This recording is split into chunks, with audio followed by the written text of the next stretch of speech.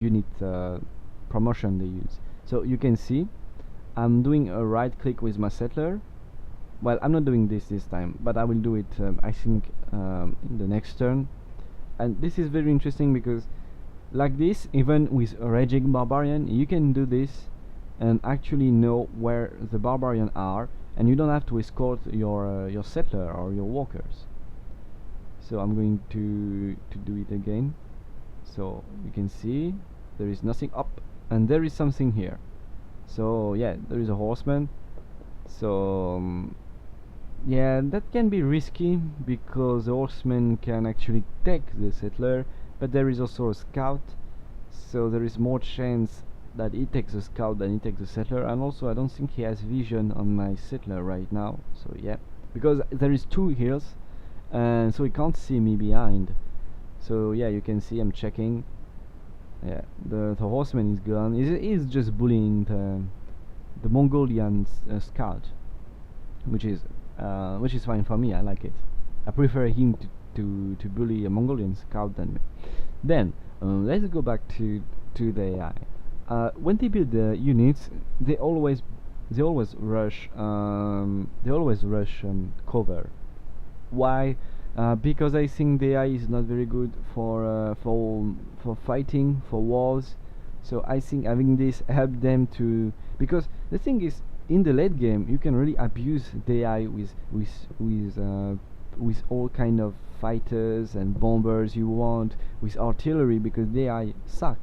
So the AI in Civilization use to spam fast unit like horsemen, and then tanks and stuff like this, and also lancer, and also to rush cover, because this is the best way they can actually play the game. If the AI was using only melee units like infantry and only range unit, and they don't build cover, they will be so bad that everyone could win Date. I think everyone.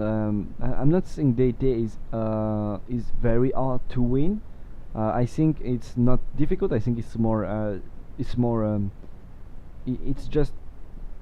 It depends of the time you spend on the game, but I think the more games you play, and I think it's about the time. It's about the time you spend on Civilization that makes you win Date more than anything else. It just I think I played 300 hours of this game, so that's why I win almost easily Date, because I played so much on Date.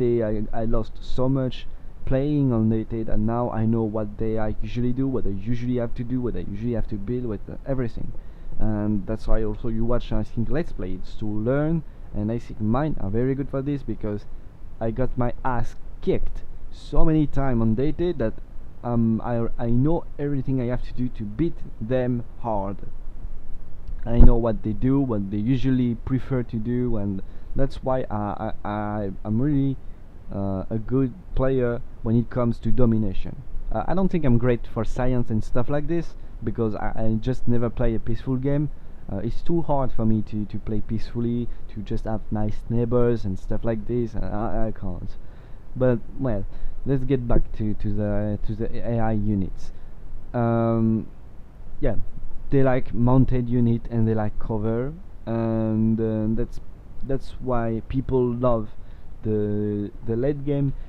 It's because you can really abuse the AI with range units and stuff like this, and artillery, because you can have 3 range. So yeah, the AI is too bad to be able to manage this, and that's why they prefer that's why they usually rush this promotion, is because they can stop you just a little bit to abuse of it.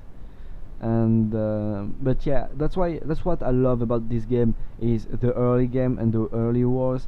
I think for my next Let's Play I will just put like 5 or 4 AIs on a smaller map, because I don't really like the late game, because the late game is just you spamming flight, spamming artillery, and that's too easy, because the AI can't really defend himself.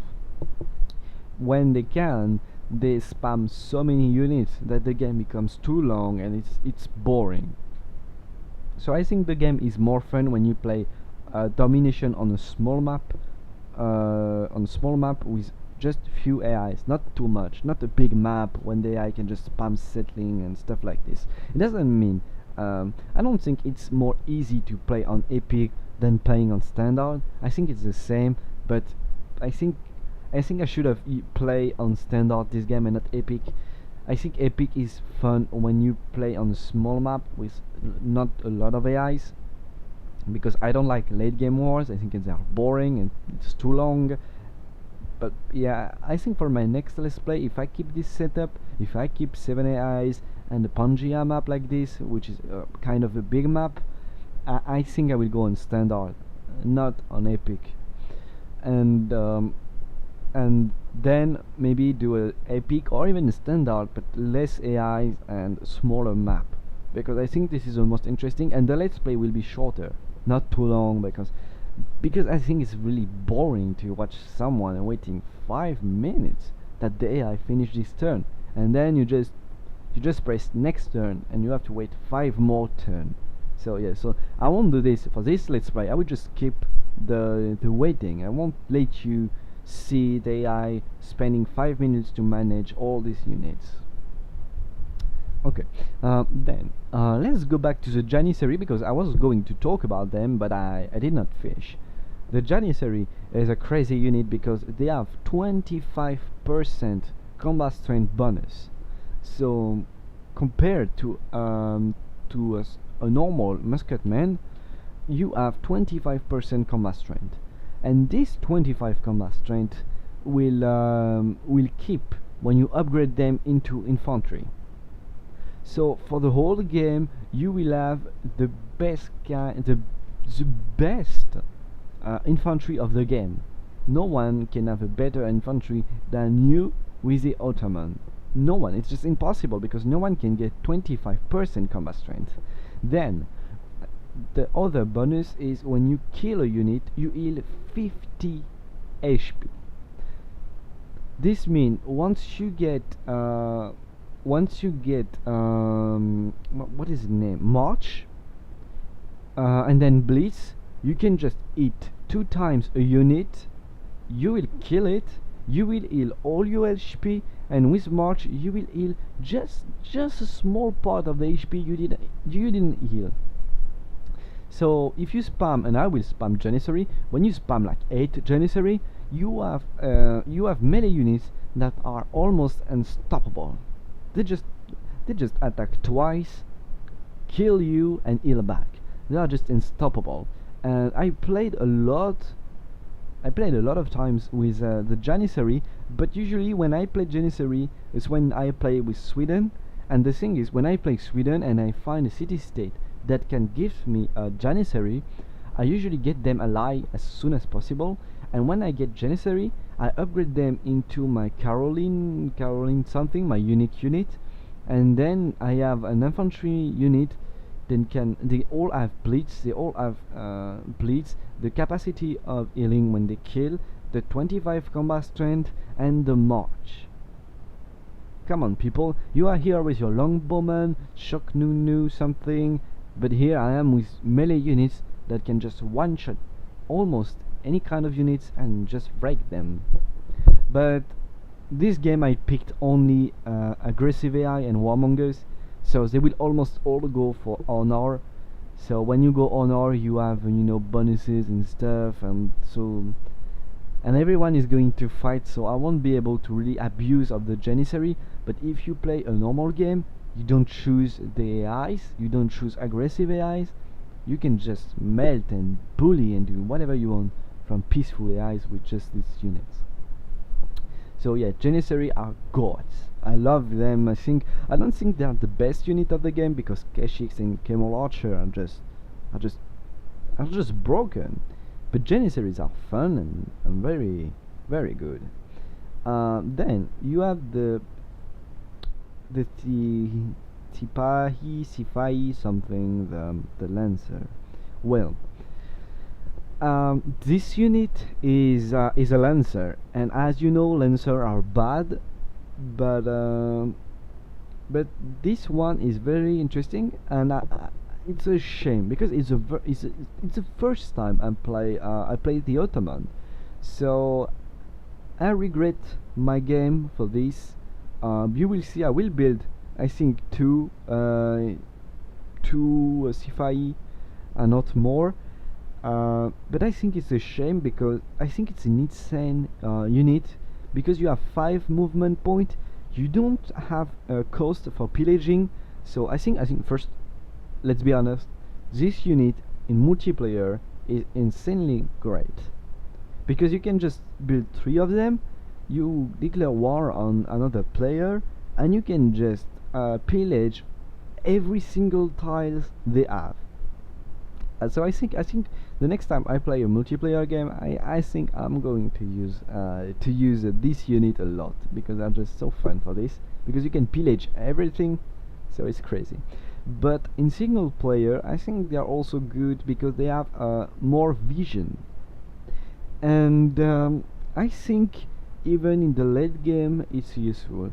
I think when you build this Lancer from the Ottoman, I think you should also get +1 vision with them. Why? Um, for a simple reason. It's because sometimes you declare war on someone and you can't see what's behind them. You can't see if they have many units or not. And I think this unit is really good for taking cities and also to take cities and also to be able to scout and reveal the map. And people think it's not useful, but believe me, and especially in this game, I should have done more of this because you can't see in the fog of war what the AI is doing, and maybe you're using a bomber and you will lose your bomber because behind the fog of war there is a lot of mobile SAM. So yeah, I think this unit is very good. You just have to give it a try. And also, I think Lancer are not so bad as I usually think. I think they are bad mostly because people playing data say they are garbage, and even in multiplayer, Lancer are bad. But the thing is, actually, they are cheap, they are fast, they are strong against mounted unit, and that's all they do. They are they are usually spam mounted units, and they spam, yeah. So I think using Lancer is actually very good because they are just spam mounted units and they also spam Lancer. And Lancer are not so bad because they can actually fight and be a pain when it comes to fight infantry. When it comes to fight riflemen, they are actually good. Um, I struggle a lot against them. So yeah. So here we go. We get a policy. We can get. I mean, we can get our great prophet. So we will get a religion. Um, I don't think I need to talk more about the Ottoman. I think I've done it enough. Let's see the religion I'm going to make. Um, I don't think I made the best religion ever, but I think it's a decent one. It's more, it's going to be a religion for the late game mostly. So I'm going to take teeth, which will give me gold for each followers I get, and then I will get the one I give production for every follower. So I will get 50% production boost in my 2 first cities. I think my second city, the one I just built, Edirne, I think in the end of the game I will have 200 production on it. It's going to be you can already see it. It's not going to be a very good city for the early game, but it's going to be an insane city in the late game. And it's a shame I'm not Attila because I have 3 pasture. So if I was Attila, I could have get more production. It would have been so good. And this city is going to actually get also aluminium. So it's going to be a very good city, one of the best. Unlike my capital is not, well, it's not bad, but it's not what I usually like because I have very low food potential. Um, food. I mean, low in the way that you don't have. I mean, fish are something that needs a fish boat, and you need a far. It's just it's just too long to get this. You have to go to Optic, and Optic is not going to lead you to anything you need. I mean, when you play a domination game like I do with early wars, it's a waste of time to get Optic. It's a really big waste of time. I mean, it's a waste of time to just build a workboat and stuff like this. I prefer. I don't like. I really don't like coastal capital and coastal. I like getting coastal cities or coastal capital in the early game, like China or the Sun guys. They have nice coastal city, nice coastal capital, so they are nice for this. But I don't like to have at least my capital coastal. It can be useful if you want to build Pora or something like this, but it's just, especially in the early game, I don't like to have to worry about the sea. I don't like to worry and to be like, okay, so he's going to attack me with a lot of ships, so I have to build a lot of ships to protect myself, when I could just use my time to build more infantry or to build more to build something useful. So that's why I don't really like having my first city, my capital, coastal. And I don't know if it's the same for a lot of players, but yeah, I have a very my own way to play this game. I've actually never met anyone playing like me, playing this this way. Like, I don't give a shit about science. I don't give a shit about spamming cities. Well, most of the time, I don't give a damn about relationship. Like, I don't care about backstabbing someone, even in the early game. I don't care about, moving my troops when AI ask me, even if it's like a backstab or something. I just don't care. If the AI ask me to stop settling near to him, I'm going to say fuck you to him. It's going to piss him off, but I just don't care. I mean, the thing is, I'm a warmonger, so I'm going to have everyone against me. So, so yeah, I don't really care.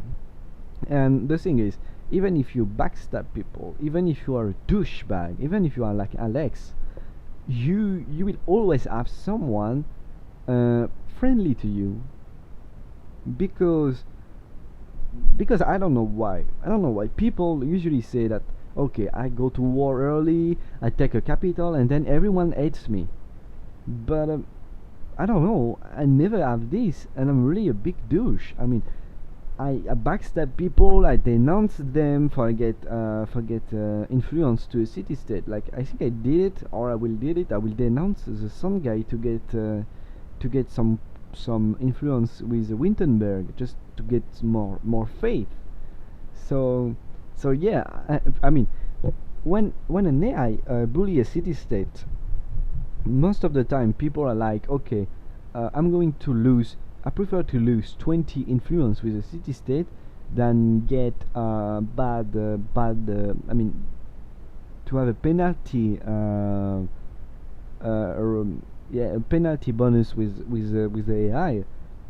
But me, I don't give a damn. I do it anyway. I just say fuck you, stop bullying my city state, and that's it. Also, please don't pledge to protect any city state. It's not useful. I never pledge to protect the city state unless they give me the quest, or unless I have patronage and I have some bonus that give me that allow me to get influence for with city state when I do something. But yeah, unless I do this, I just don't give. I just don't pledge to protect city state. I think it's I think it's just bad. I think it's not useful. So don't do this, unless certain circumstances, like a religion, or or you play Sweden, or you have patronage or something. Yeah, just don't pledge to protect. And yeah, as you can see, I have Sweden in this game. um, I think Sweden and China are one of the worst AI of the game, with Venice, because they are just bad. They usually do bad. They usually get bullied by everyone. Uh, but I don't know. I want to play with Sweden in this game, so I choose to get them. Um, let's be honest, it's going to be strong. But Sweden is a very interesting AI because it's very friendly because of these bonuses. Because when you get ally with, when you get friendly with him, you get a declaration of friendship. It will give you 10% generation of great people. So he usually likes to be friendly with everyone to get the bonuses because it's stacking. So if he gets 5 ally, he will get 50% bonuses to great people. So Sweden is very friendly, but if you are this neighbor, he's going to be a crazy warmonger. Uh, you have, as I think you have, I think he has 7 something. I don't know, I don't remember the name, but you have as much chance that he declare wars on you than I think Ashurbanipal or something like this declare war on you if you are the neighbor. So yeah, you have to watch out for Sweden if you are a neighbor. If you are far from him, he will be friendly and give you friendship pretty quickly. And I don't think he's a kind of AI that can backstab you. Uh, in this game, I think Attila, the Sun Guy, and Carthage are the worst AI for when it comes to friendship because they backstab you a lot, especially the Sun Guy and Attila. I mean, it's almost giving friendship with Attila is just for getting research agreement, nothing else, because he will backstab you when he can. Um, Same for Mongolia, but Mongolia is more friendly. It's really in certain circumstances that he can declare war on you. So I think I'm going to finish this part soon. Uh, I will gladly hear your opinion about this kind of let's play when I'm playing the game. I play the game and I talk over the video once I finish to play it. I think it's interesting because I can talk about a lot of things and because I'm not as focused on the game as I usually am. But yeah, I will do this let's play like this, and the other will be like before. So yeah, I'm going to make a cut for this part. So thanks for watching, and I will gladly take any comments you can give me. See you in the next part.